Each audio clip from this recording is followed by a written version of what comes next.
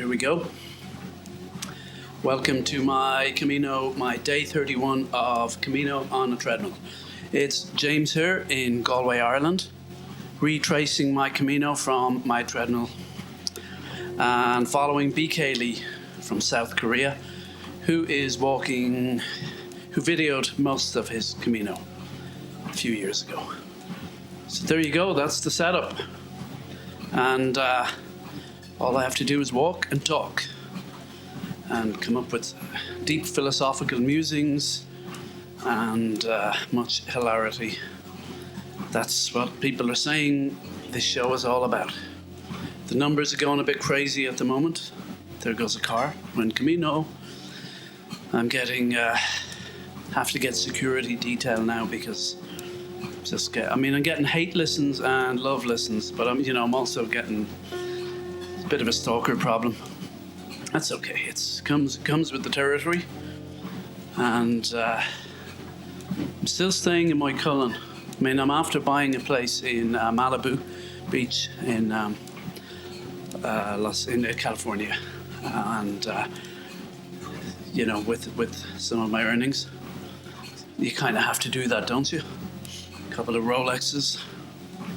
Trying to keep them tasteful though, the Rolexes. I'm not going full Conor McGregor yet.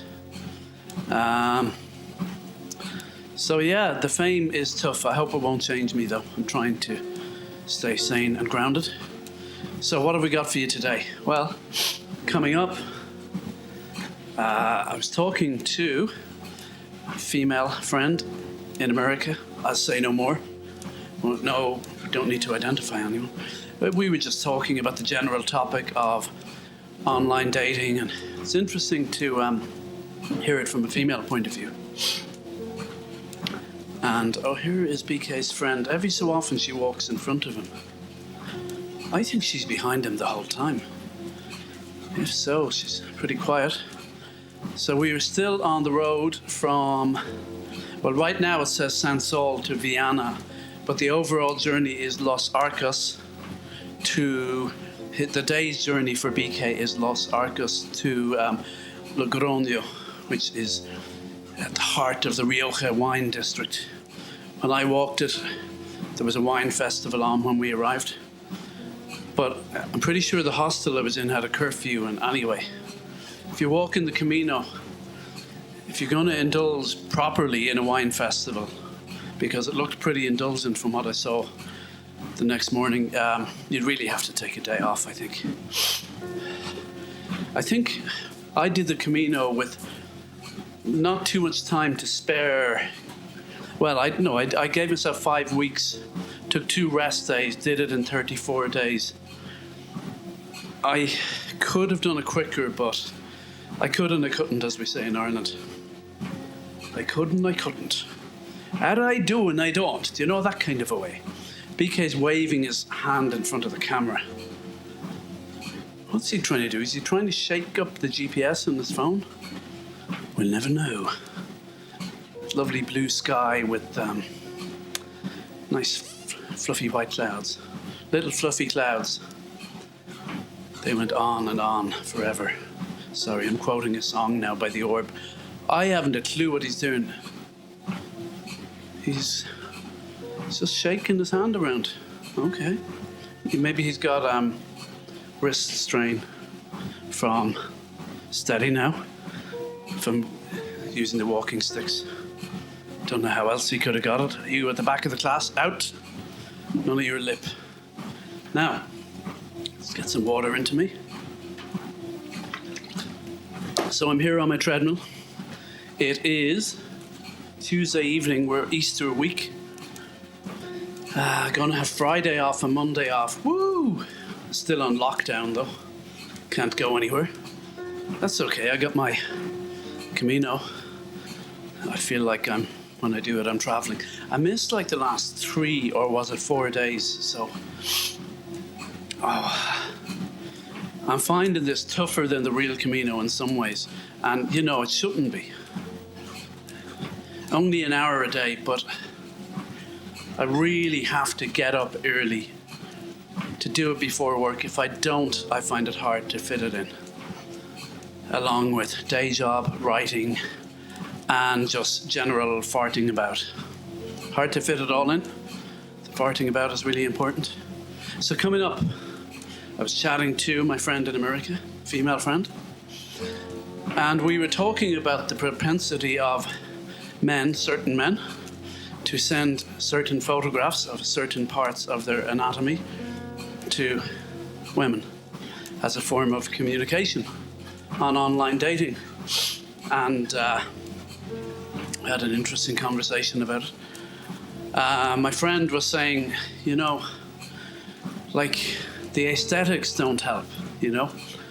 She was also saying, I was saying, well, at least you know what you're in for. She said, yeah, but angles are everything. I thought, oh, interesting. I know what she means. Could be deceptive. Gotta be careful. Watch out for those angles. But she was also hitting on the whole aesthetic quality, you know. And I was saying, you know, if you're really going to send a woman a picture of that part of your anatomy as a kind of a way to woo her, I wonder, did that happen in, like, you know, Jane Austen's day? I don't know. I don't think you never hear about it. Of course, I haven't read all her books. I haven't read any of her books. And I hear she's great. Must give her a go. But people who love her really love her. I mean, it's probably mainly women who read her, but that wouldn't stop me. I like a good story. I don't care from a male, female point of view. If it's well told, I like it. I'm in there. But I'm not into kind of body horror and stuff. I was talking to a friend who reads that kind of stuff. Not into that. I do like some David Cronenberg films, even though he's body horror. But, well, I like the artistry. He is a real artist. But yeah, the gory stuff, not quite for me. I'd be more psychological horror would be more my thing. Oh, The Others. Do you ever see that film? You did? What'd you think? Yeah, I agree. Oh, spooky as hell. Really, that's the kind of horror I like now. But anyway, back to I'm trying not to be explicit here. Photographs of a certain part of the male anatomy. Let's use the initials DP, which probably means something else even ruder, knowing my look. I don't know, it sounds rude to me, but maybe I'm just imagining that. So, by the way, I'm bare-chested here on my treadmill. Just thought I'd throw that out there. Just get it for a visual, speaking of aesthetics. And, not bad looking, if I say so myself. I think I've lost a bit of weight from doing this. Anyway, there goes another car. Repeat, there goes another car. So, we're now on a roadway with the blue sky in front of us. This looks familiar. I hope I'm not repeating a bit. 308. I don't think I am. Well, I need to check something. There goes a cyclist. Get a bell. They're on the other side of the road. So, aesthetics of the DP. I was saying to my friend, she concurred, I think if you're going to send those as a method of communication, I think you should really get in a kind of lighting team and professional photographer. Like, maybe I should get into that. Maybe that's a whole line of photography. God, that'd be a weird job, wouldn't it? Calling around, say, okay, we're here for the DP. Are you ready? Okay, we just get some lights set up here. You just sit there and relax and just have a look at your Tinder pics or whatever, and we'll get set up here. Okay, let's go for this. Bit of soft focus, maybe. I don't know. Some nice filters. Obviously, the angles again will be important. Maybe you could do it against a blue screen and put in all these exotic backgrounds. But I am wondering, did they exist in Jane Austen's day?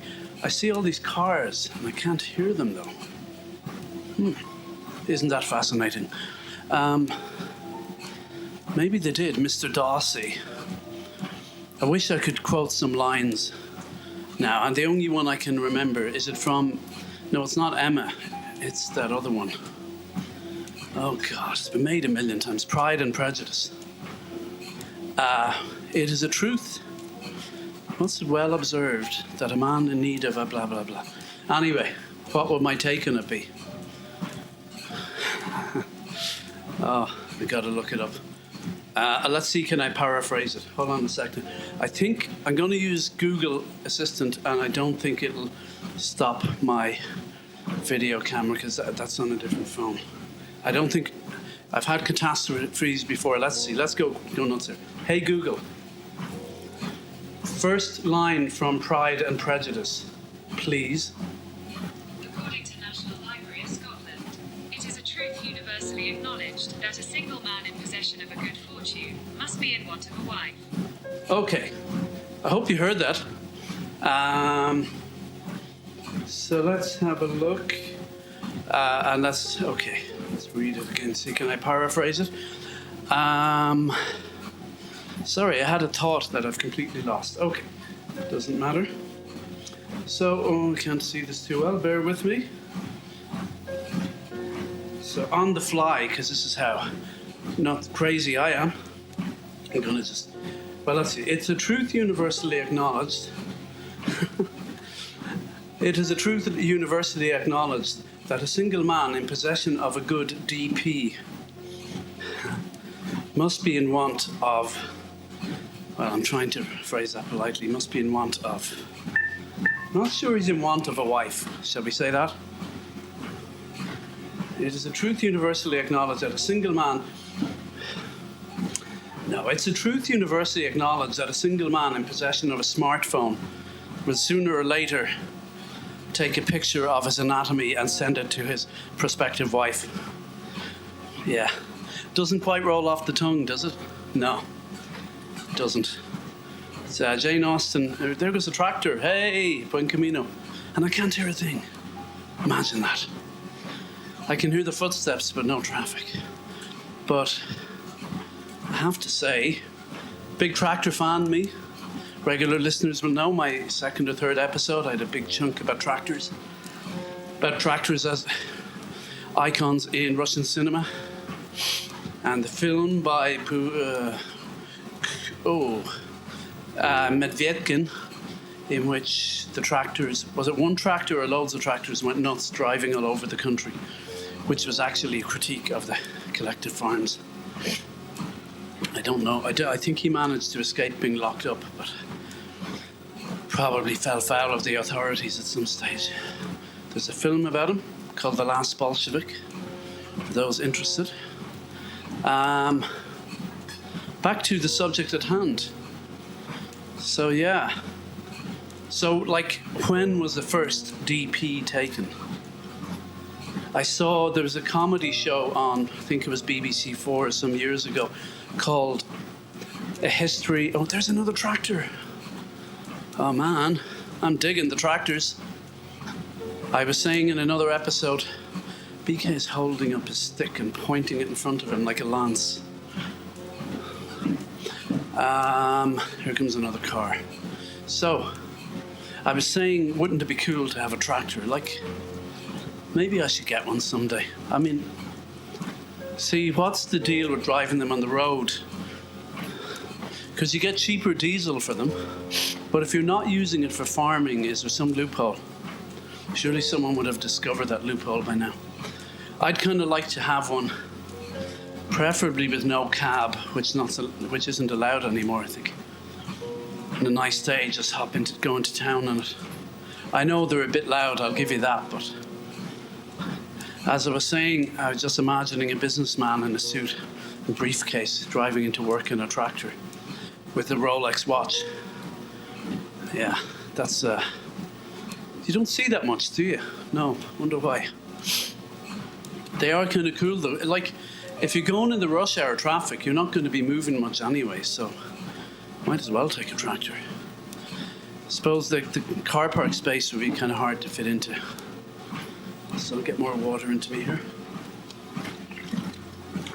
So history of the first photograph a man took of a certain part of his anatomy during the courtship of a lady.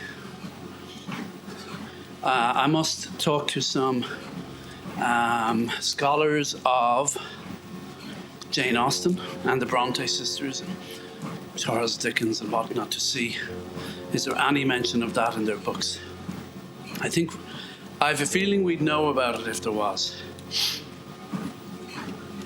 But yeah, it must have. Obviously, there was a first time. And yeah, I was talking about the program I saw on BBC4 TV called "The History of the World Backwards." And let me put on the fan here. It's on high. Okay. And my phone just went. I thought I had it on mute. Let's see who that is. It could be my friend in America with whom I was chatting about this subject.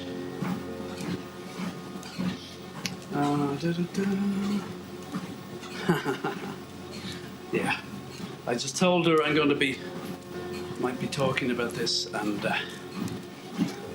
I know lots of people in America, so don't worry. Anyway, better mute my phone actually. So in that show, The History of the World Backwards, it told history backwards. So it started with the start of history was all modern technology, and then it went backwards and all the technology was destroyed, and then eventually we end up with nothing. And but they had a scene of the invention of the first telephone, and in the scene it was all black and white and these old guys in beards, and I think there was 2 telephones in the whole world at this stage, and one of the guys bends down and talks into the microphone and says, he just says something kind of rude. There was a woman on the other end, and they're saying, shortly after the invention of the first telephone came the first dirty phone call. So I'm wondering when the first DP was. Did it, maybe, it's not Edison, is it? Who invented oh God. W. Talbot or something, I don't know. There's a few people involved, was there, in inventing photography. They had the camera obscura. That was the first camera. And that, just had a pinprick instead of a lens. And to take a picture of something, you needed a really long exposure. Exposure, that's quite relevant to the topic at hand. Needed a long exposure to take the picture. So I don't think that would be suited. Putting my speed up here, I need to get some heart points going on here. I don't think a long exposure, if you pardon the pun, would be ideally suited to the type of photograph in question. So we can rule out the camera obscura. There's camera obscura and then there's pinhole camera. Are they not the same thing though? Camera obscura had a big room to take the picture. So anyway, eventually they had lenses, and then they had, the different film technologies, and I guess we'll never know. I'm just realizing the first time I came across the concept of the DP was when I was on holidays in Italy. And I met an Australian guy. This was in the days when people would bring film cameras with them. Either the disposable ones or an actual film camera. You load it up with film and take pictures. But one of the women there was a group of us in a hostel. Oh yeah, in a place called Agerla. God, I had an adventure getting there, Might talk about that today. My speed down a little bit. I ended up there with this American guy I met along the way.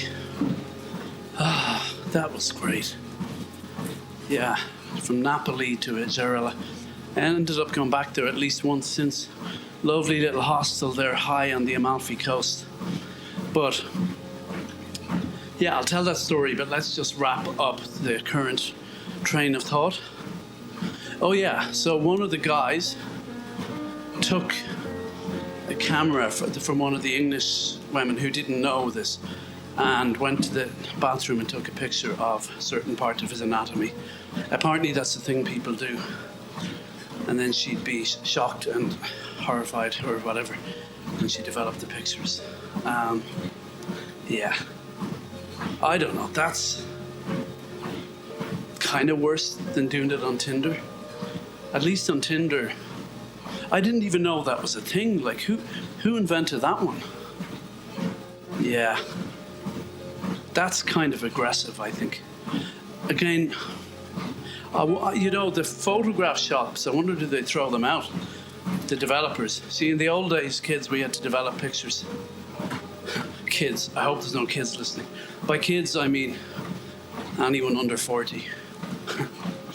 I mean, I know people now who have no concept of wind-up watches, or, you know, they don't even realize Rolexes don't have batteries. Yeah. Anyway, you can live without that piece of knowledge, you know, perfectly fine. We've gone off the main road, we're on a narrow lane now. On the way from Los Arcas to Logroño. I don't think I have anything more to say about these DPs, but we'll see. I'm going to tell the story about the time I was in Italy. I could have told it here before. I reckon I've only got 11 anecdotes anyway, so I'm on repeat at this stage. That's okay. That's okay. You either love it so much you want to hear it again, or you're only dipping in for the first time, thinking, what's this idiot on about? How many people listen to the whole thing? Not many, one would imagine. Who knows? Give it time, James. So I was in Italy when I was went 2 years in a row.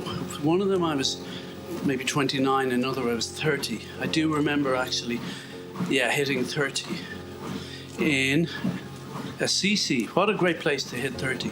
Home of anyone? Correct. St. Francis of Assisi. I don't think he would care about being a saint. I don't think that was his bag at all. Interesting character. Any of those saints who were into animals, I always dug those guys at school. There was St. Francis and I think St. Kevin in Ireland, wasn't there? St. Bridget. You know the story of her rich father, and there was a hungry dog and she threw him steak, and somehow another piece of steak miraculously appeared in the frying pan. Not sure how true that is, but just the fact she cared for the hungry dog. Oh, I'm just soppy when it comes to animals. My little cat Bessie is doing well, by the way. She had a little part of her ear removed, had to be done for growth, and she's back to normal and not scared of me after that awful fight we had putting her in the cage. She's perfect now, isn't that great? So let's go down to 4.4 here for a second. Where was I? So today is Tuesday. Yeah, I have to do 150 hard points within the week, that's 150 minutes going over 3 miles an hour or something. Should be okay. So I was in Italy, age 29. Oh my God, that's 20 years ago. Whew. Yeah, I think it was that time I went interrailing, did a bit of Italy, Greece, Turkey, and then home. Oops. I need to scratch my ear, but I'm really afraid to touch these headphones. Okay, I did it. Every time I do it, it stops the video. So I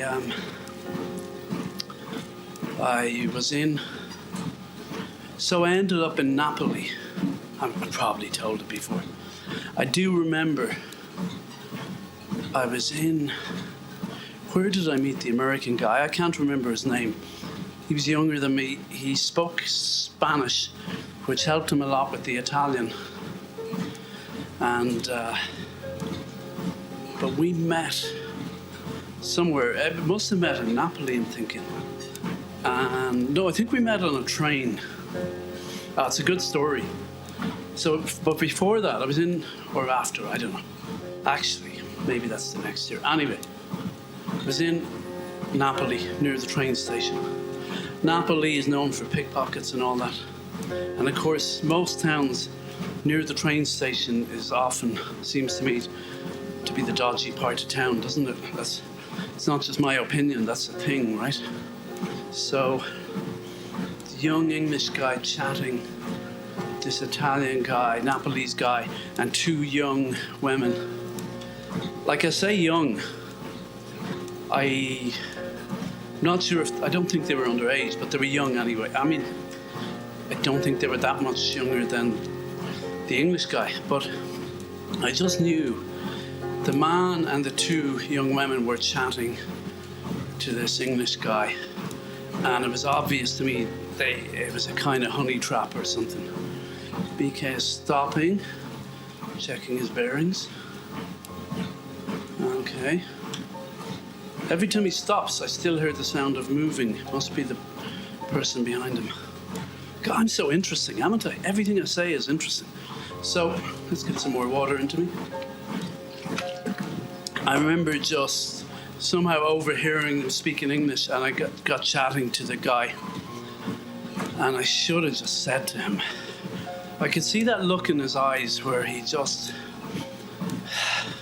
was tempted, but, confused at the same time. There was some sort of ruse going on.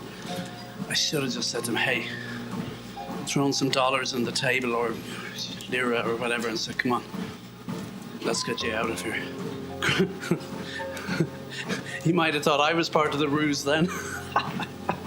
Yeah, if I did that, it's a good chance he would have been more scared of me.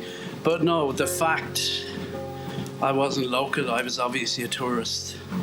I should have said something. I often, do you ever have moments like that in life where you look back and say, I wish I did something or said something? Moments when I was maybe more cowardly than I am now. I'm braver now. By braver, I don't mean stupid either, though, but just braver, more courageous. But on one of these trips, it was the interrailing trip, I think I met the American guy. Were we staying in the same hostel and we ended up going to, maybe we met on a train. No, anyway, ended up going to, maybe we met on the train to, what's that place? Pompeii. What's that place? As if it's just anywhere. Just what do you call it now? What's the name of that place again? Pompeii, is it? That's the one. Which didn't blow me as much away as I thought it would, but that's often when your expectations are too high. I said it here before, I thought the bodies would be lying all over the place. They weren't. You'd be stepping over them and everything. That would be kind of dramatic. But no, it was a bit more sanitized. But I do find it hard often in places like that to relate. Some people get a great sense of the past and history when they're there. It rarely happens me. And I certainly can't call it up just like that, So we ended up going to Pompeii. Yeah, I've told the story before. Okay. Hey, if you don't like it, get out. Okay. And we met these nice English ladies there. And and then we went back to our hostels. We were staying in the same hostel, and we both said, they said, there was English ladies, there was an Australian guy. Oh yeah, no. I had met the Australian guy before, Dean, in Florence. And he popped up later in Adjurla. That's the great thing when you're on these trails. Kind of like the Camino. It's more of a surprise than when you're just traveling around Europe and people pop up again. Anyway, so both of us kind of liked the two English ladies. There was a lot to like. Smart, attractive, etc. Fun. And and they had said, come on out to Adjurla. And we were saying, yeah, we might. So then we hatched a plan. We went back to the hostel, and I think we both said, or I said anyway, no, I think he had checked out, but I was still checked in. I said I'd been pickpocketed, which is believable enough in Napoli. And I had no money left, and I couldn't pay them, and I had to, get out. Anyway, I got my stuff back off them. We both hopped on a train towards Castellamare, I believe. And I remember we bought, was it something like 3 bottles of wine for a tenner, something ridiculous. No, we didn't drink them all on that train journey, but we drank at least one. It's a nice memory, actually. When I look back, when you go on holiday and you meet someone, and honestly, obviously, male, female, my preference, I suppose, would be female in terms of if it's, there's chemistry, but or whatever. But actually, just meeting someone. And in a way, when you meet a guy, and, if you're both straight or whatever, there's none of that stuff. Although there's a kind of suspicion amongst men often, isn't there? Like, if you go up to a guy, hey, I just want to hang out with you. I don't know, guys don't do that, I just want to hang out and chill. I enjoy chatting to you. We go for a pint. I mean, guys end up doing that, but you can't just... It's just not the done thing, Hey, I was looking at you from afar there and listening to you, and I thought you were an interesting guy. No, we don't really roll like that. I presume women don't either, but guys would be quite kind of buttoned up, I suppose. But anyway, I do remember just being on that train with him, drinking wine, being young. Damn it. Yes, 29 is young. I have so much nostalgia, or nostalgia, as they say in Russia, for my youth, and actually in particular my time in Russia. I'm surprised. Here's BK's friend again. Every so often, she pops up in front of him. So, I'm surprised I don't talk more about Moscow, but it's one of those things. Like if I talk about, say, one of my favorite films, Wings of Desire, I tried to write something about it once for a radio program in Ireland, Sunday Miscellany. I'd written for it before. And what I should try again, I just hit a blank, because some things that are too close to my heart, I almost find it hard to write or talk about. Russia, that overwhelming nostalgia I feel, especially, I mentioned on day one my friend Danko, God rest his soul. He's the first and only person that I actually knew who died from COVID. And I wasn't in touch, but that I was overwhelmed with sadness and also nostalgia, or nostalgia, I like saying it in Russian. There's a Tarkovsky film called Nostalgia, which he wrote when he was in and filmed in exile, wasn't it, in Italy? I guess he had a lot of nostalgia for Russia then, or the Soviet Union as they called it back then. His father was a poet. That's about all I know. Thought I'd just throw that out there. Got this red brick building on the right here. What is it? With a chimney. Is it houses? I don't know what I'm looking at here.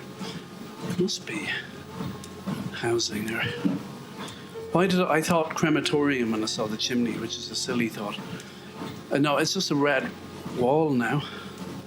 I think there's houses on the other side. God, it's beginning to feel familiar. Or is it? I don't know. I don't know anymore. Where was I? Nostalgia. Russia. So the trip to Pompeii. And we met the English women who were in, with some others who were in, told us about Agurla, this nice little town, off the beaten track a little, up high in the hills above Amalfi. What a great part of Italy. I'm telling you. Sophia Loren has a place there, I think, in Amalfi. But Agurla is higher up. And to get there, you have to go over mountains and stuff. So, we're walking. We're walking here. No, we're not walking. We're on the train, anyway, to Castellamare. I think, en route to Agurla. Cracked open a bottle of wine. had a great chat. Then eventually got to another train station. And then at some stage it was getting dark and we didn't quite know where we were going. But we figure out somehow we're at the base of a mountain and Adjerla is halfway up the mountain. Okay, you with me? Capiche? Okay, we're coming up to a road again. So let's just get some more water here. I don't know why I keep skipping days on this, because once I get started, I'm fine. But it's the same with writing. It's just everything. Discipline, you know. When you're on the Camino, you just kind of have to start. That's it. And that's easier in a way. But so we get to this place and we meet these guys who, typical me, happen to be smoking some herbal substance or other. Give us a little bit of it, you can imagine. On top of the vino, we were like, oh, this is nice. Then they gave us a phone number to phone. We were telling them we're trying to get to Adjerla, and, well, the American guy was speaking Spanish to them, I think, which was better than speaking English, and they were answering in Italian. But they gave us a number, and they were saying, Loro scendere Adjerla, or something, which I later found out that means they will drive you. Phone them, they will drive you to Adjerla. But all I heard is Loro. I thought they were saying Laura. And I was thinking, oh, that's nice. It was a taxi number they were giving us, but I thought, oh, their friend Laura is going to drive us to Adjerla. Ooh, I wonder, is she nice? I wonder, is she pretty? I'm so dumb. And I was saying it to the American guy, yeah, I think Laura's going to drive us, because they were miming scendere or something for driving. So I always think I understand people, no matter what language they're speaking, you know. I've had languages, you know, conversations with people and they're speaking a totally different language, but I feel like I understand them. I just invent a story in my head and go, yeah, I'm pretty sure that's what they're saying. So Laura will drive us to Adjerla. But next thing, anyway, then the American dude is saying, no, it's a taxi. That would have been expensive. Next thing, there's a train pulling out, and they just start shouting at us, hey, get on that train. So we ran after it, jumped on. So it was a kind of local train, I think, you know, but wherever it dropped us, turned out we were still at the bottom of the mountain, just on the other side of the mountain from Adjerla. So we started hitching.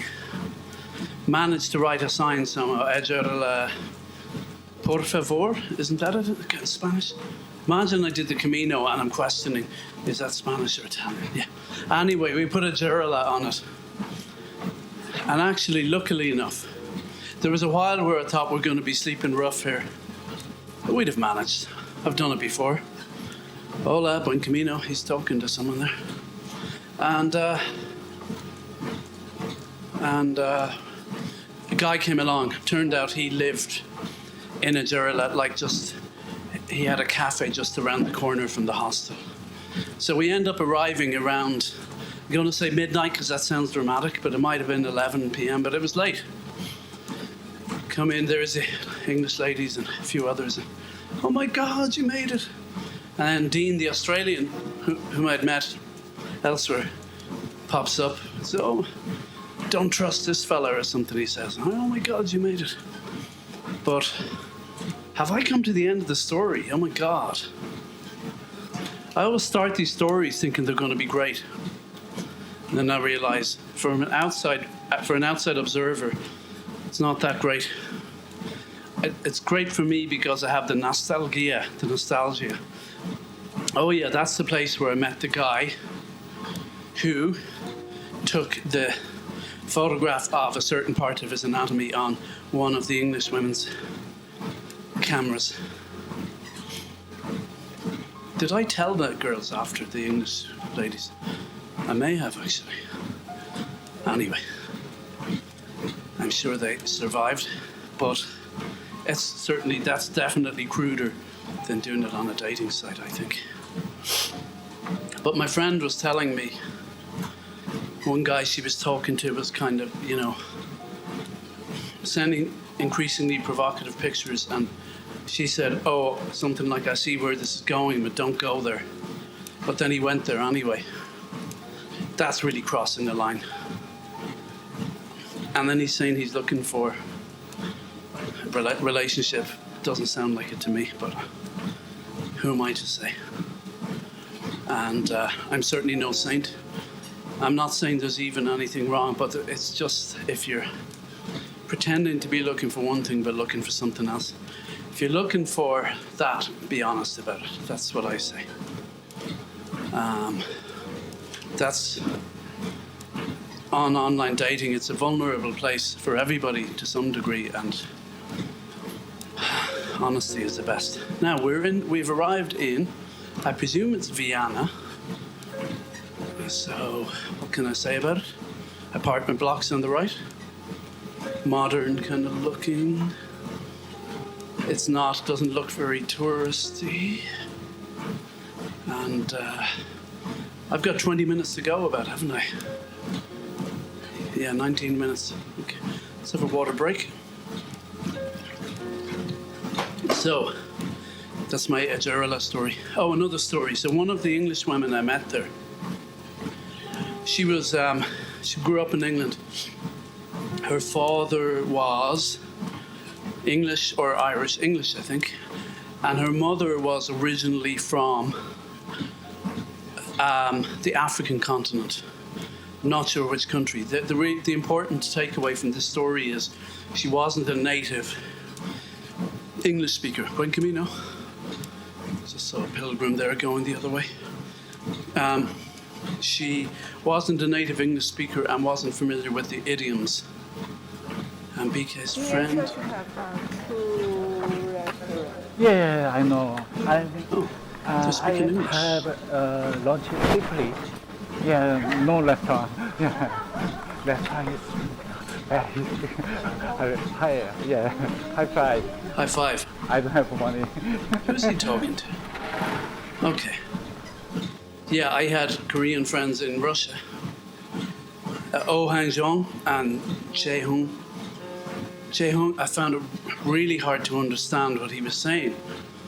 And we used to speak Russian together, which probably made it harder. Hola. Hola, Buen Camino. I'm looking for bar. Yeah, say goodbye. On our way. Goodbye. See you.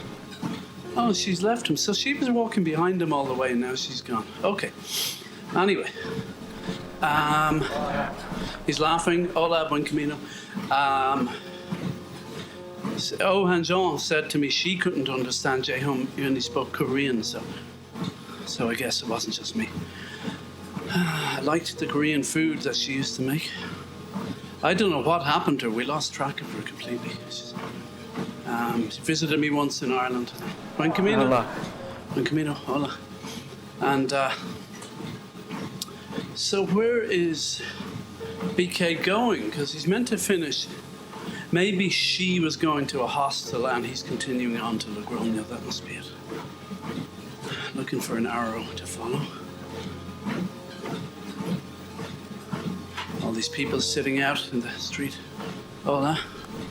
Oh, I love that on the continent. It's not the same in Ireland, you know. You see, some people sit out in the street in Ireland when it's not even that warm. There's a breeze, and that's like, no, not my scene. Although if it's really hot, sometimes I like. Okay, we've dissolved in time. BK has something to eat. They're telling him to enjoy his walk. And yeah, cool air-conditioned room can be nice too, but my favorite thing at the end of each day on the Camino was taking off my boots, which were heavy, but they were good boots. I didn't get blisters, and they were good on the rough surfaces. And putting on these sandals that I'm wearing now, these just, you know, light, rubbery ones, you just pull them onto your feet. They just fit neatly on your feet, and it's a lovely feeling. And having a cold beer. That's Bass. That's an old TV ad for Bass Lager. What's the one? The Harp one. Harp Lager. Sally O'Brien and the way she might look at you. I did a re-edit of that actually. I think I have it on YouTube where my Caminos are. But I just re-edited it to make it look like he had like 12 pints of harp in one night instead of like 3 or something. Because he kept going, oh, and the pint of harp. So I just, every second line was, and the pint of harp, and the pint of harp. And then I slowed down his voice at the end. It was quite hilarious. That's what people are saying anyway. Many people are saying it's the funniest thing ever. Modesty prevents me from expressing an opinion on that. Okay. Let's have a look at my... Oh, I'll read you some notes now from my diary because... Oops, just hit the mic there. Let's see, Camino Journal.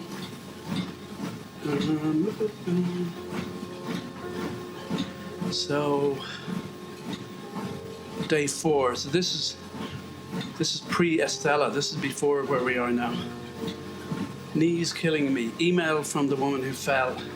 I won't say her name. The woman who collapsed, still alive.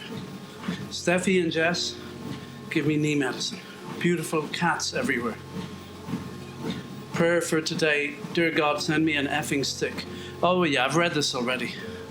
That was a mini miracle. Up pops Rita from British Columbia and shares a stick with me.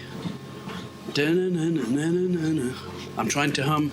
Oops, Twilight Zone there. The reference will be lost on my younger listeners, I dare say. Let's go forward a bit. So I met Elvia, which translates as the way, so it's similar meaning to Camino, from Mexico. I told you the story about her and her husband. Did a Camino together. She got injured, went back home, divorced, got back together, remarried. It turned out the divorce wasn't legally correct anyway. Ended up back together. She did the Camino France, the one I did, and he did Camino Norte, which was harder. And I met her on that. And then she was homesick, and he quit, took a break from his Camino, met her in a hotel somewhere, and went back and finished it. Isn't that a lovely story? Come on. Yeah, of course it is. True love does exist sometimes. But the path of true love is never easy, right? Isn't that what they say? So, looking at my notes here. Meet St. Mark again. Oh, that's the... Yeah, Mark from New Zealand. I call him St. Mark here. So I talked about... So this is still the day where I met... So yeah, hold on now. My day... Oh, I've lost track of days here. But when I was walking from Los Arcos to Logroño, as people will know, I met Julia from Rome at the start. And then lost her. Then the big question is, will I meet her again in Logroño? But I met Mark along the way. I also met a woman called Paige from Seattle. Later than this, I think. Maybe not. I think I was walking through a vineyard when I met her. What else do we have? Yeah, nothing else. Oh, I met sullen Polish Anna from Poland. I first met her in Espinal. She thought I stole her socks. She was missing a sock. And I was at the time I'd arrived with the Irish woman, Aisling, after our first day, which was kind of traumatic. 32 kilometers, including going over the Pyrenees, rescuing an English woman on the way. And then we had a meal, some wine, and anyway, the Polish lady was looking for a sock. And then I was joking, oh, look at this lovely square here. Now I remember this on the right, I think. Oh, continental Europe is so nice. Oh, I think I want to live there. I don't know if I want to spend the rest of my life in the west of Ireland. After my book is published, I'll be chased out of town anyway. Because I have fun with the idea of Galway as an artistic haven. I have a suggestion that it's more alcoholic than artistic. Of course, I'm just having some fun with the idea, but I may have to leave. Be chased out with, lynch mob with torches. That'd be kind of exciting. That would put me on the map. I'd be Galway's answer to Salman Rushdie. The mayor will issue a fatwa on me or something.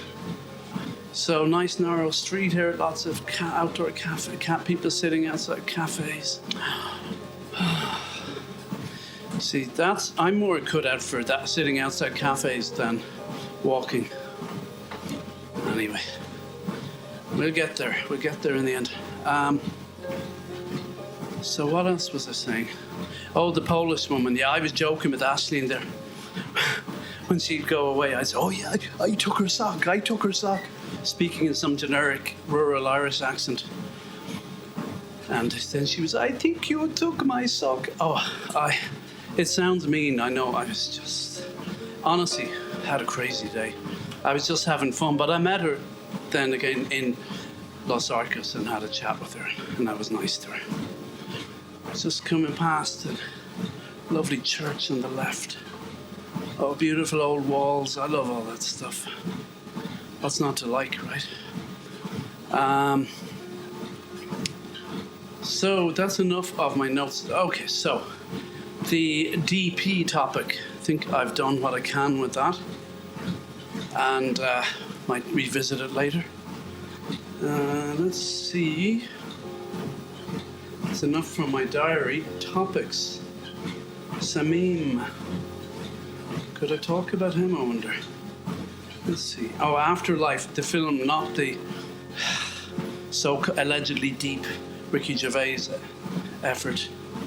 The fact that passes for deep says a lot about the times we live in. But as my friend Kieran said, he was talking about... What film were we talking about?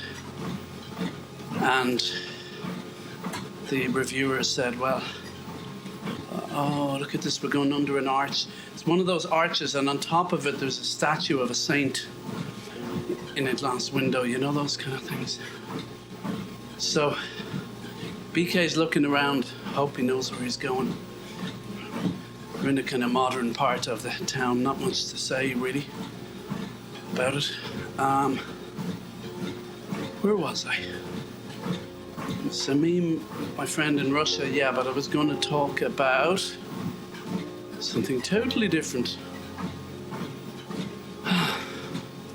Every time I go through an arch, my brain just resets completely. Oh, Afterlife. And Kieran was talking about another film, and someone said, oh, Joker. Oh, man.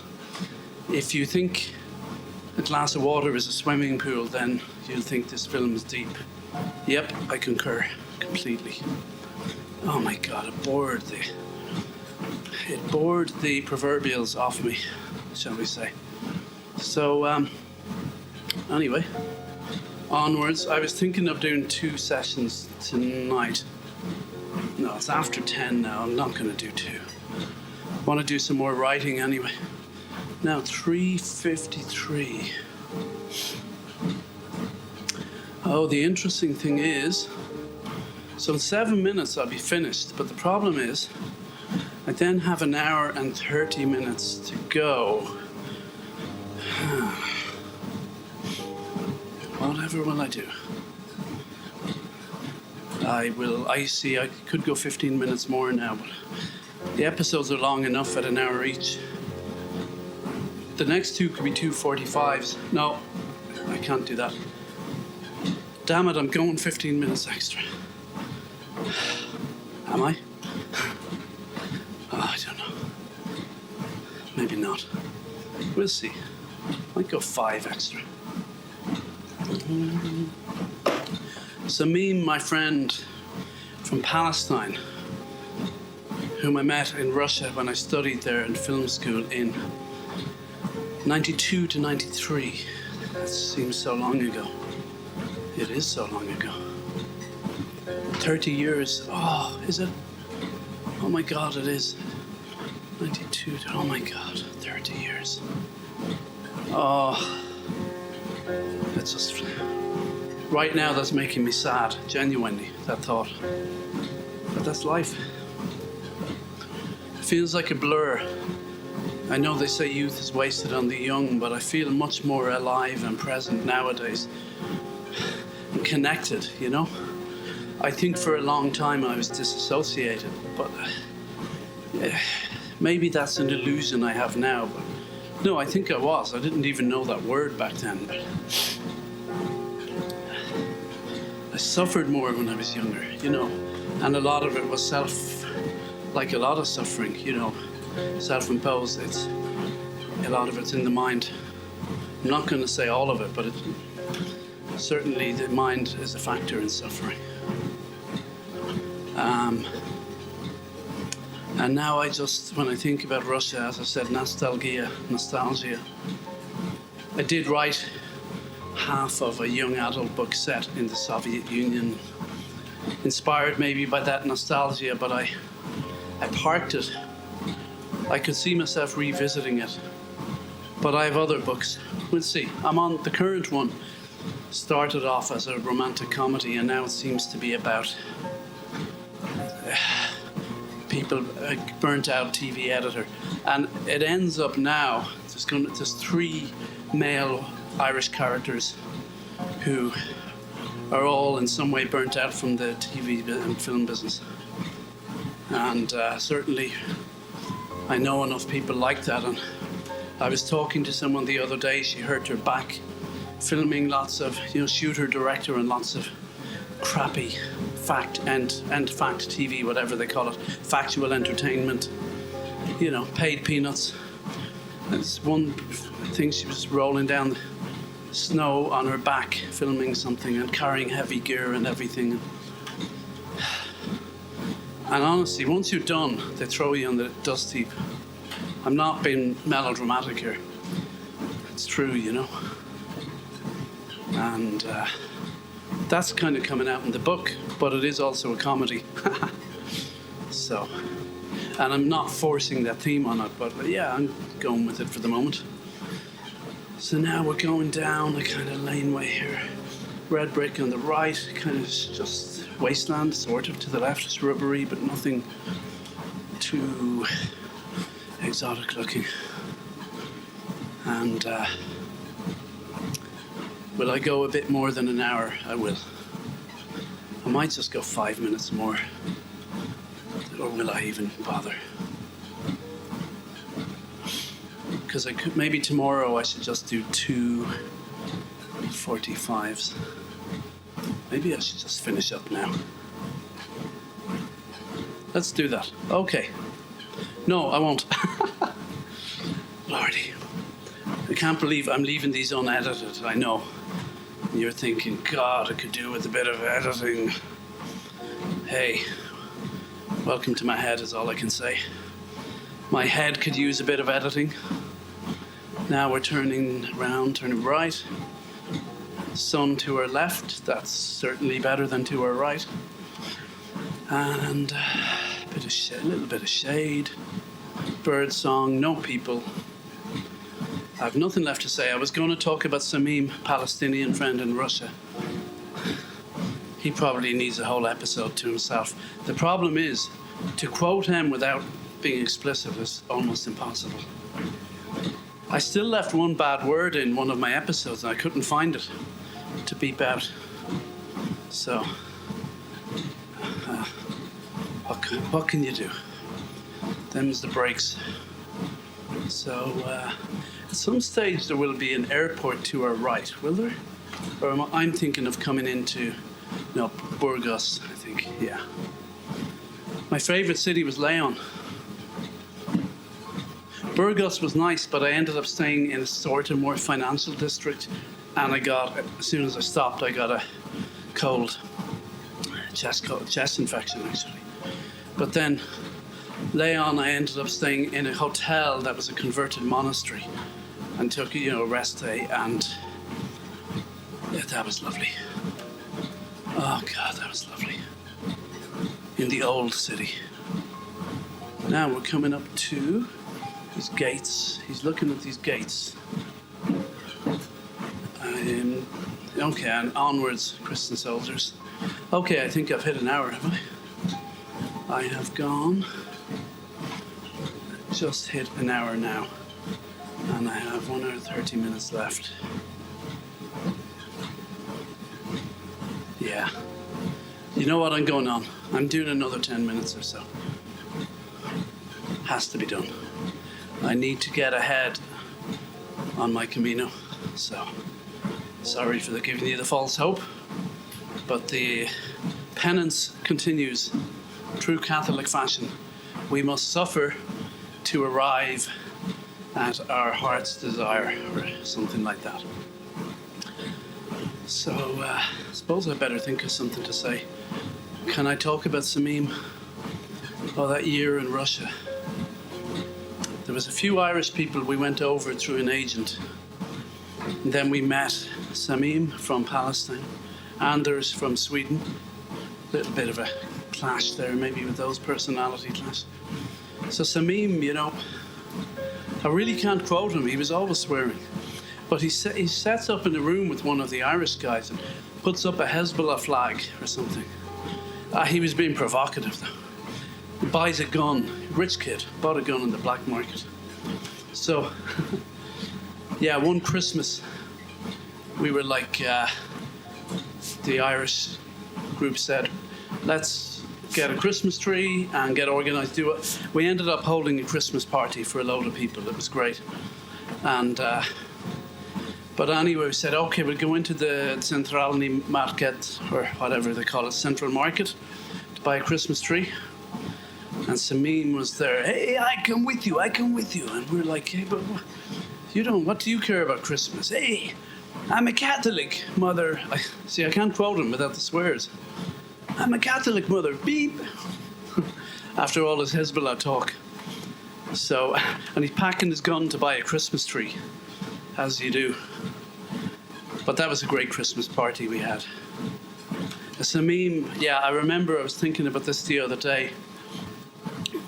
Oh man, we had some parties over there. Like, beer was something like 5 cents a bottle.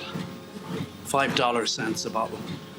Vodka was less than $1 a bottle. You know, you can imagine.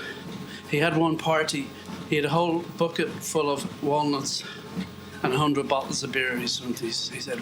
And there was also other herbal substances were cheap as well, like a glass full of a certain substance for $3. I mean, you know, like a whiskey glass kind of size. That's pretty cheap. And yeah, I remember at that party he's just saying, we're not leaving this room until we drink every bottle of beer. And then, I know, it doesn't sound funny when you hear it. As I said, nostalgia, you know. I got it bad. But what was I going to say about him? Good story. We're there at a party. There's a beautiful Arab woman to my left, Lebanese, and he's like, oh, you see her, huh? She's got the dark skin and the black eyes. And I'm kind of, yeah. Innocent little white Irishman. She's beautiful, no? I'm like, yes, I mean, she's beautiful. I was still probably intimidated by him. She's beautiful, no? Yes, I mean, she is. So he goes on elaborating about how beautiful she is, you know, with the dark skin, the black eyes. And then eventually, and I'm totally concurring with him, not under duress. I'm like, yeah, she really was beautiful. And then he goes, and you? He looks at me, and you? And he just starts laughing. What an asshole. But I don't know. We were off our heads, possibly. And I found it... I find it amusing. And he's like, look, you with your the white skin, the green eyes. I don't like this, you know? I'm making him sound like an asshole, but you'd have to understand if you knew the guy. It was part of his persona, and he was also very lovable as well. I have a tape of him on his last day in Russia. He came up with some prime quotes on that. But what else about Samim? I had something else lined up to say. No, he showed up.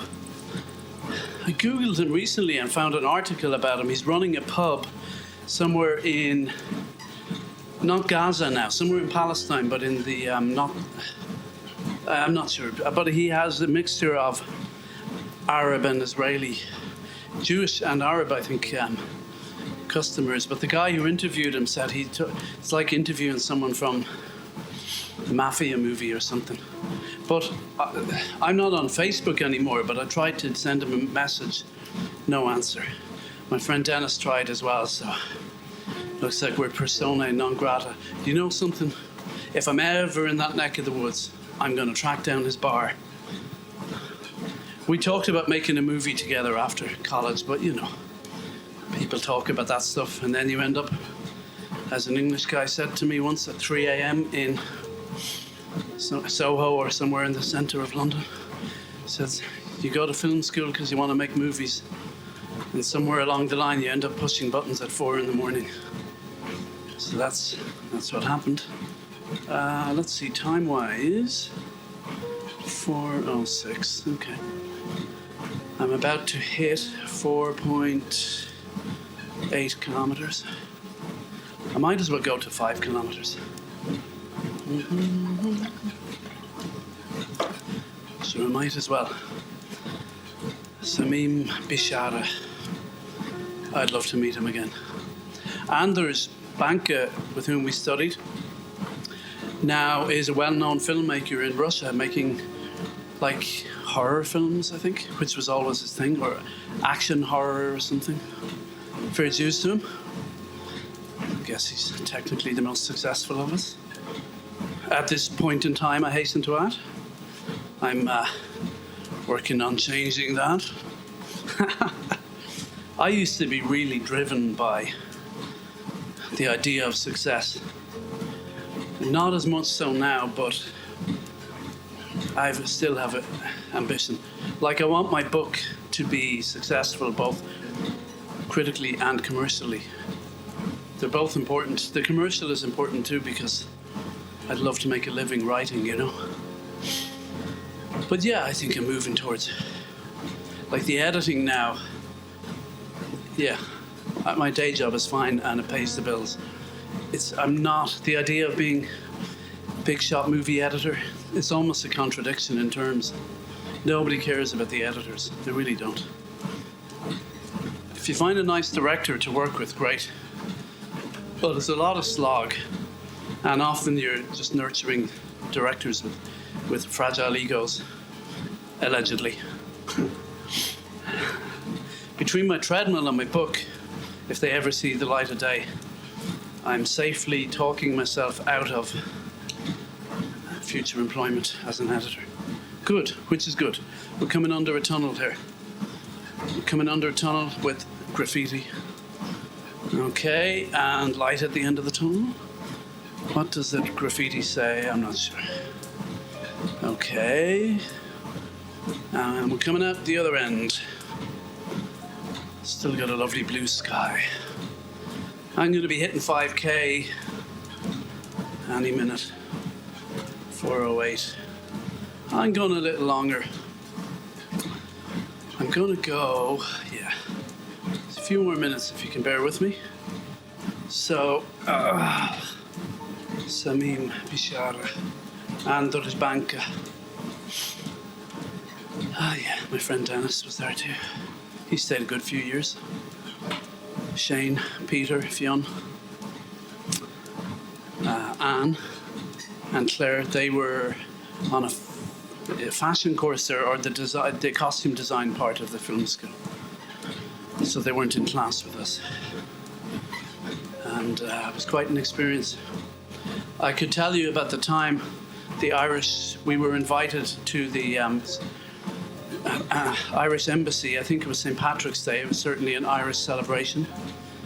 And we, the Irish students from that college was called Vigeek, we were invited. Let's just say we were never invited again. Oh God, I think I talked about it before. We brought in a couple of Serbian friends who were in the whole socio-political climate at the time, would have been considered persona non grata, I think. But we were also just helping ourselves to huge measures of Baileys and smoking cigarettes and, I'm ashamed to say, putting them out on the ground. Now, I think it wasn't carpet, I'm not that ignorant, but it was maybe, marble. The ambassador had a word with us. But then one of our friends, our Irish guys, who had a chip on his shoulder about pretty much everything, about the bourgeoisie and all that. Oh, these middle-class kids, what they're like when they get a few drinks in them. Anyway, apparently went up to the ambassador's wife and called her something rude, starting with mother. And then she came up to us and said, "Your friend just called me a mother beep. And I think you agree with them." She was kind of German or something. We were like, no, we don't think that at all. And then they let us stay. He was escorted out by security. Oh yeah.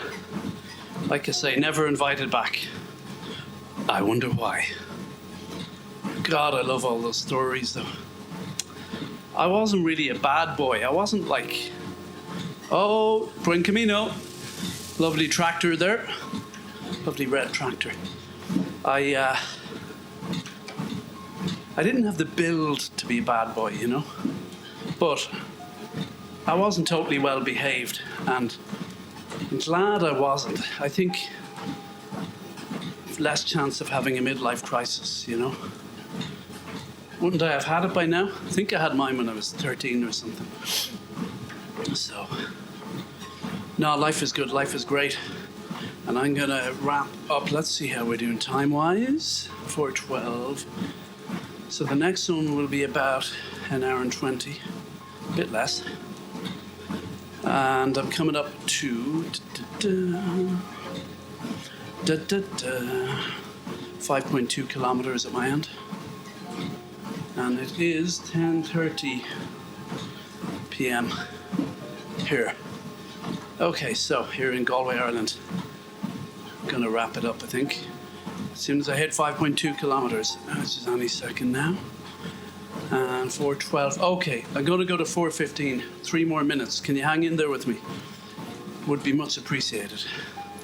And let's go down to 4 kilometers an hour. Oh, that's nicer. Let's get some water into me. My father said he heard a guy on the radio phoned into some show, and Ryan Tubridy or something, and said, "I'm always happy. I don't know why people are complaining. I'm always happy." And I said to my father, "Well, I am too," but of course he didn't hear me. And he said, "Isn't it a great way to be?" I said, "Yes, it is." And then I quoted Anthony Hopkins.